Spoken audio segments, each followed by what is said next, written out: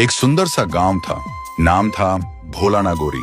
उसी गांव में रहता था हमारा हीरो राइस्टार। एक भोला भाला मिडिल क्लास लड़का, लेकिन दिल का बहुत बड़ा।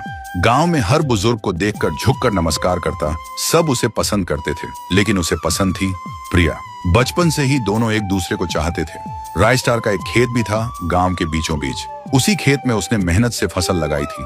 उसका सपना था फसल बेचकर पैसे कमाएगा और एक दिन प्रिया से शादी करेगा। राइस्टार का एक और दोस्त था ज्ञान भाई। दूसरे गांव में रहता था, बहुत अमीर घर से था। उसके दादाजी के परदादाजी तक सब अंबानी जैसे थे, लेकिन फिर भी ज्ञान भाई उसका जिगरी यार था। तीनों मिलकर हमेशा साथ रहते, घूमते खाते, हंसी मजाक करते थे। फिर एक दिन राइस्टार और प्रिया की शादी तय हो गई। गांव में खुशी की लहर दौड़ गई, हर गली सज गई। शादी में पूरा गांव शामिल हुआ और ज्ञान भाई भी। शादी धूमधाम से हुई।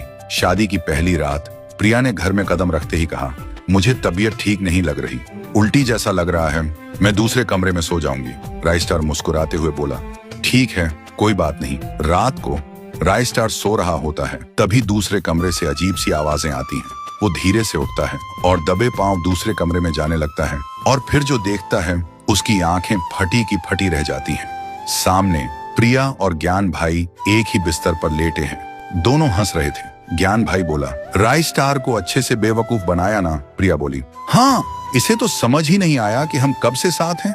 राइस्टार चिल्लाया, प्रिया, हम दोनों तो बचपन से एक दूसरे को पसंद करते हैं, इसलिए आज शादी हुई। और ज्ञान, तू तो मेरा भाई से बढ़कर था, तो फिर ऐसा क्यों किया? प्रिया हंसी और बोली, प्यार सिर्फ नाम का, असली प्यार तो ज्ञान से है, और शादी वो तो बस एक दिखावा था, तेरे खेत और पैसों के लिए। राइस्टार की आंखें भर आईं, कांपती आवाज में बोला, मैंने तुम दोनों से सिर्फ प्यार किया, भरोसा किया। ज्ञान भाई मुस्कुराते हुए बोला, और हमने उस प्यार को बेच दिया अपने फायदे के लिए। और तभी प्रिया ने उठाई एक छुरी और राइस्टार पर वार कर दिया। राइस्टार चिल्ला भी नहीं पाया। उसी वक्त उसकी मौत हो गई। ज्ञान बोला, अब ये कभी वापस नहीं आएगा। और प्रिया ने झुककर राइस्टार के कान में कहा, अब तेरा सपना भी गया और तू भी।